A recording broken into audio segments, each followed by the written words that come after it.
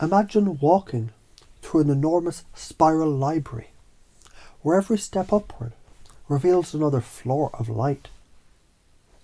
Down below are the tiny shelves of how, the day-to-day details of living, the choice of words, the little sparks of intuition. Higher up, the spiral widens into the realm of why, the big picture, the invisible pattern, running through all the separate books. On one shelf, you find the book of listening. Every time you followed a hunch that later proved right, a small golden letter glowed on that page. The lesson whispers, intuition isn't magic. It's the brain noticing faster than you can think. Science calls it pattern recognition.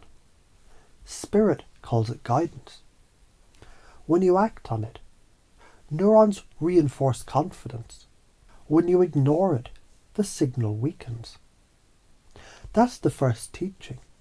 Attention trains intuition, like sunlight trains a sunflower. Further along, there's the mirror of messages. It reflects not faces, but reactions. Every irritation, every flash of envy, every moment of admiration, each is a teacher holding up a flashcard. Here's where you're still learning love. Ignoring those flashcards, it's like skipping class. The curriculum just repeats louder.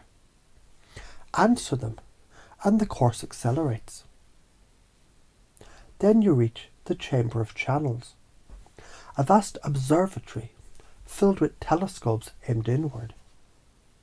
Channeling, the old masters wrote, is not summoning distant voices, it's tuning your own receiver. Think of a musician learning to hear harmonics that were always there. The skill grows with 3 habits. 1. Quieting the static. Breathe, ground, laugh. 2. Setting the frequency. Intention stated clearly, briefly. 3. Translating the vibration into words or art without censoring. Neglect those habits, the receiver rusts. Practice them, and inspiration becomes ordinary. Up the spiral again, and the air shifts. The hall of beliefs. Here beliefs are energies. Some purr, some sputter. Each one drives a timeline. A belief like, I can learn from everything, builds roads forward. A belief like, I'm always unlucky, loops you in circles. Science calls it confirmation bias. Karma calls it resonance. Whichever language you prefer, the outcome is the same. Your expectations select which world that you walk in. And at the top of the spiral stands a balcony open to all directions. From here, you can see both futures. The bright one, where you practice these lessons and life unfolds like a symphony. And the dull one, where you postpone, doubt, and let fear run the program. The difference between them is smaller than a breath. Just one consistent choice, to act on what you already know. Pause here and imagine the ripple effects. Every time you listen to your intuition and respond kindly, you shift not only your mood, but the probability field of everyone near you. Tiny course corrections compounding, better timing, clearer words, healthier bodies. Ignore it long enough, and you'll still learn, but through collision instead of alignment.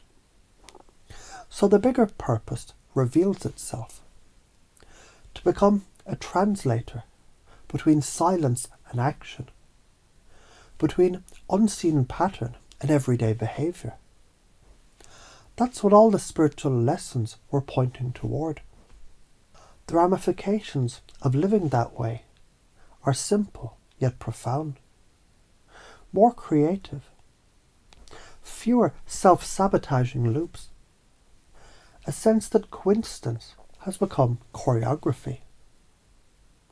And the gentle warning, if you don't act on these insights, life will keep staging the same play until you finally take the hint.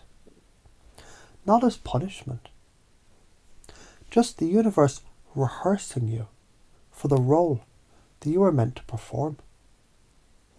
Now take a slow breath and picture the spiral library glowing behind your eyes.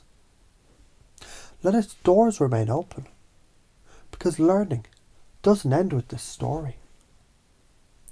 When you walk back into your ordinary day, maybe you'll notice the ordinary has become a little less ordinary, as though the spiral continues upward, just disguised as tomorrow.